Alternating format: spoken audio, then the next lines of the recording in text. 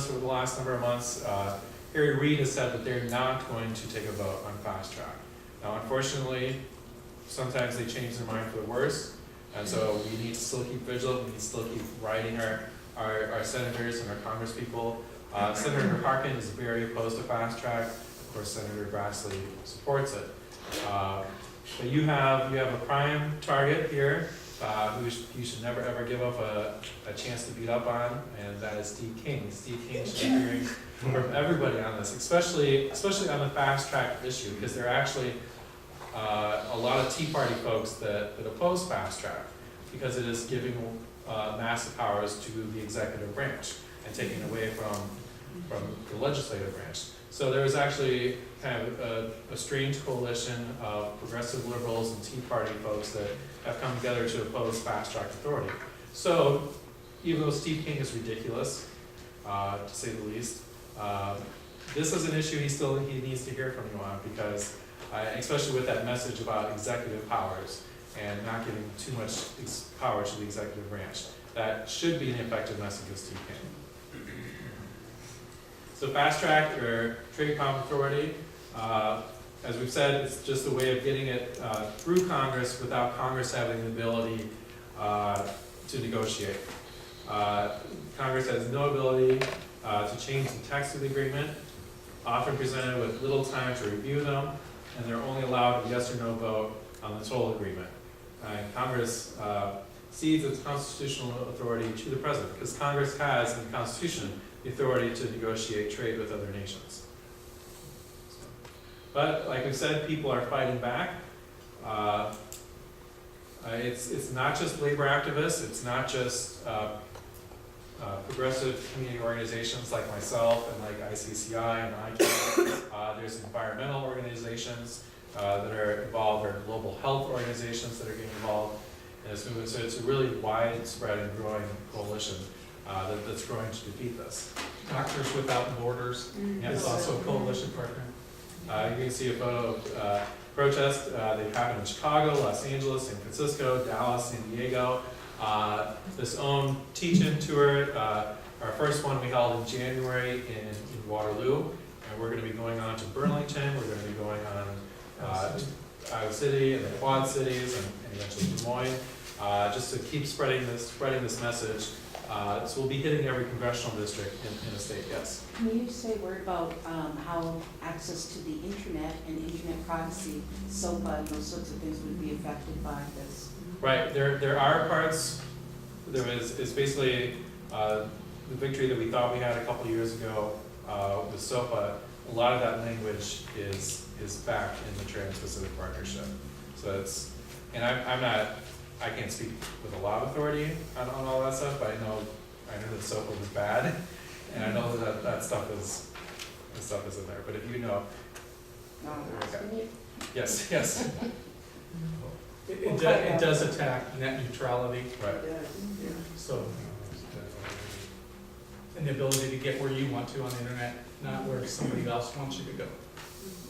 So, and not only is this fight happening here in the United States, it's going on all around the world, in places like Australia, which I think is one of the next slides here. The Malaysians are fighting back. A lot of these developing countries are very, very concerned about the medicine issue. It's not just the global fight on HIV/AIDS. It's issues like malaria and just other really basic access to health that we need to protect. The Japanese are fighting back. Yes. Could I add to that? I also read that the TPP on intellectual property protects patents on plants and animals, giving corporate monopolies over the use of genes that are common natural and human heritage. That's scary. Right. Monsanto was on that list of the 606. Yeah. That's all Monsanto there. So Japanese, the Australians. So it's up to all of us to keep spreading the word. So CWA has some really fantastic cards that you'll be able to write a letter to your congresspeople tonight, and you can take some of those with you and help distribute those as well. Handwritten letters, you may think that you're writing Congress and it just goes into a well, but they count the numbers, so it does make a difference. especially when they hear from people right there in their own district. Stuff the TPP.org. Yeah, and you can go to stopthetpp.org to get more information. Letters to the editor are a very big deal. Letters to the editor is more powerful than even writing a handwritten letter to your congressperson, because they've got if you write a letter to the editor in a congressperson's district, and that congressperson is mentioned in that letter, Yes. their staff reads that, absolutely reads that, and they follow that stuff. So that's very, very powerful. So if the folks here in this room all wrote a letter to the editor, that would really kind of demand the letter to the editor section for the next number of weeks here, and Steve King would be getting a lot of buzz in his ear and have to pay a lot of attention. So, Steve, I got a question. So, there's nowhere to put a stamp on these things. So what do these fine people do with these when they're done, and like, do they have to fill out everything? Like Can you you tell us to- a little bit about that? I'd like them to fill it out here. Okay. we'll take it. I can take it back to my office and then we send it to our folks in their DC office and they courier them over to They hand them. deliver them over there to the members of You want Congress. everybody to sign every card, or Yes. just one, and then you would add On it? these cards, you have one card on the TPP, one card on the call center bill. There's 3 places that you can fill out. One is for your member of Congress and your 2 senators. The other card, leave them all together. The other card down in the corner has some talking points and also gives you what to do concerning the two ideas that we have in Congress. But if you fill those out right now, we'll just collect those. We've been sending them in by the thousands to Washington, and our legislative director, who's actually from southern South Dakota, loves Iowa, has somebody deliver them over to the members of Congress. We've already gotten the first ones that we sent was a group from Iowa, about 2,000 of them. Bonnie and I have both received our response back from Senator Grassley and Senator Harkin, and they couldn't have starker contrast of how they feel about it. And one last action thing that I'll say tonight. We had Americans for Democratic Action do all of our organizing through house meetings. So when we meet new activists and engage them, we do it through the community organizing house meeting model. So if there's anybody here that is interested in just gathering a group of their friends, their family, or their neighbors in their home, a group of 7, 10, 12 people, whatever, I'm happy to come up from Waterloo to any part of the state and facilitate those kind of discussions in your home. So I've got my cards are up here. You can get in contact with me, and we'll come up and we'll do a house meeting.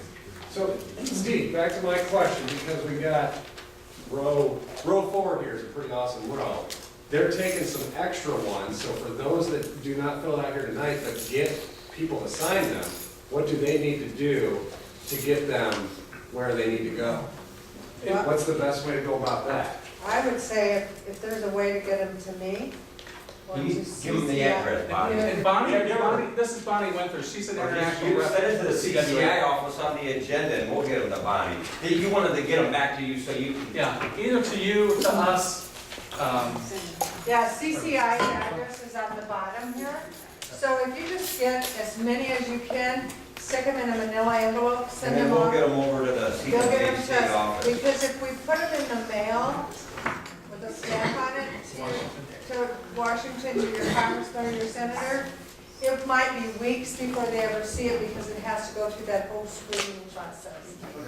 And the other thing, if you have a group, if the students here want to take a ton of them and get them signed and everything, and if you send them to ICCI, I will reimburse you for the postage. And you'll buy them here. And buy it here. It gotta be 21. Sorry. Or if you have a main, I have another suggestion, Lincoln, if you have a main person such as yourself that you say to your folks, get them all to me, I'll give you my number, I go by her all the time. When I'm out and about, so I can stop and pick them up. Yeah, thank you. I'll give you my contact. Yes. Okay. Yeah, a lot of people have changed the name from TPP to Shasta. Wouldn't that be more acceptable? I like it. The Southern Hemisphere American Free Trade Association. That's good. Well, the Trans-Pacific Partnership sure sounds better than the Pacific Trade Agreement. You know, so, I mean, they're playing with the words. They, you know, they do focus groups and they know what's gonna sell and everything. But the one thing they're not gonna be able to sell is this agreement once the United States public finds out what's actually in it and how it affects them. Yes. I want to ask the question that this lady to my right, a friend of mine, asked earlier. I'm going to ask it differently. Who is keeping this secret? Is it the president? Who in Congress is doing it? Let me, I'm not clear. Yeah, it's Who- the- when you're fighting a fight, you gotta know who your opponent Right, is. it's the president and the United States Trade Representative, as well as the 600 corporate lobbyists. That's who's in on it. Right now, the reason why we take a message to Congress is to prevent them from giving the president fast-track authority so that Congress will actually have to negotiate. But there must be people in Congress that know, that are on this. Very, very few people have been privy to anything that's going on. I talked about Alan Grayson, a congressman from Florida, who demanded to see some of the stuff, but what he was actually given was so small in comparison to the whole agreement, he couldn't tell exactly what he was even looking at. I heard that, but who did he go to? I don't, It was the US Trade Representative. yeah, I think he went to the US Trade Representative's office. Okay. Do you think they told Obama what's in it? Oh, Yeah, I'm Obama sure, knows what's I'm in sure. it. And Bush, it started. Yeah. I This- was, Bush. Yeah, it's right on Bush. President Obama is 100% wrong on this. Right. And it's not that we don't support President Obama on a bigger picture, but on some of these issues, he's dead wrong. And I think that he gets information too, that to sell something, and he, for some reason in his mind, thinks this is going to work, and that it's not as bad as we think it is. At least I'm giving him the benefit of the doubt on that. And so I think you can reach out to anybody that you think that your tentacles will reach to stop this. And the people in Congress are the ones who can stop it, and they're not real sure about it. And another thing is, you know, some of our Congress people, if you guys haven't heard, they'll vote against anything Obama's for. So if they think that he's really for this, he's got a big fight on his hand, because if they thought it was the best thing since sliced bread, they'd be voting against it anyway because he's for it. Yes. One other question. You've got 600 corporations that you estimated are behind this. Are there any corporations that are against it? And can we identify them? I can tell you one group. Some of these are not corporations, some of these are constituent groups. You know, like Oil Exporters Association or whatever you want to call it. One of the groups that actually came out that originally was neutral on it was the American Automobile Manufacturers Association and the United Auto Workers, because they were trying to work a side deal on auto imports and exports. China had sent word that they wanted the U.S. auto industry. The UAW said over our dead bodies, and also the American Automobile Manufacturers Association said absolutely not. And then they both came out very much against it. The United Auto Workers Region 4 out of Lincolnshire, Illinois is actually one of our coalition partners here. Originally, like I said, they were neutral. They said, no, it's not going to happen. It's not going to happen. But there, I mean, there's a list of groups. There's corporations. In fact, if you're a small business, you better be deathly afraid, because these are the big guys. And once they get carte blanche about doing anything, there's not going to be any small business. You're going to have Chinese or Russian companies that are going to come over and they'll run the mom and pops out of here. Even some of the corporations that we think are pretty big, and on the world stage, they're not so damn big. And if they could sue us for future loss of profits, what's going to happen to our ability to raise taxes to take care of things that we need to take care of if we're spending all of our money on courts and also paying corporations off? And this is one thing I would do. Let's say I was a Chinese corporation and I made screen doors and everything. And all of a sudden you had a US corporation over here that made some sort of doors for cockpits and aircraft that hijackers can't get into. I'm making screen doors over there. All of a sudden, guess what? I want to make those same cockpit doors, and if they don't allow me to make them because maybe my standards aren't up to what they want, that type of thing, I can sue them for future loss of profits.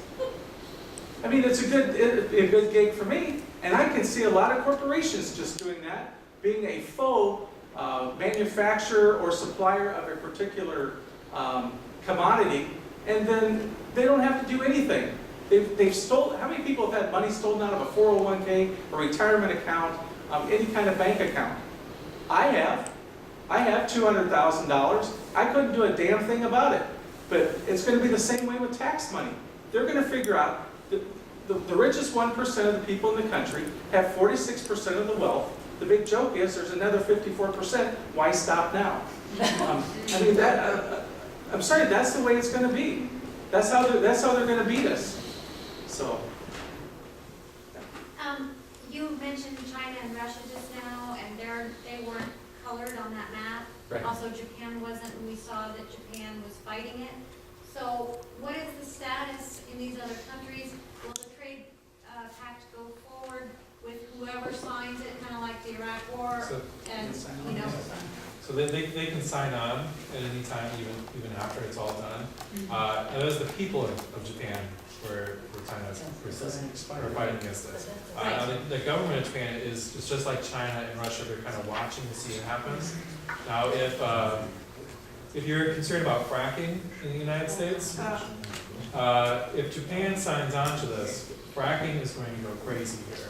Because Japan is the number one, one of the top, at least one of the top importers of natural gas.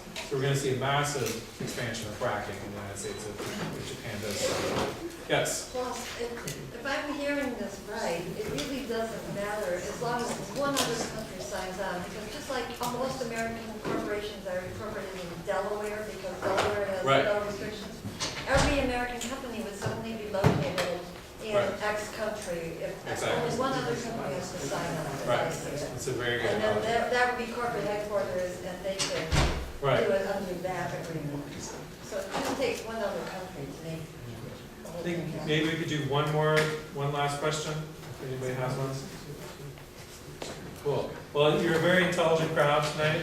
It's my pleasure to come up to Waterloo and talk to all of you. So please stay engaged on this issue. Write letters to the editor. Send these cards in. Also make calls to Congress. And if you want to host a House meeting, just get a hold of me. So thank you all.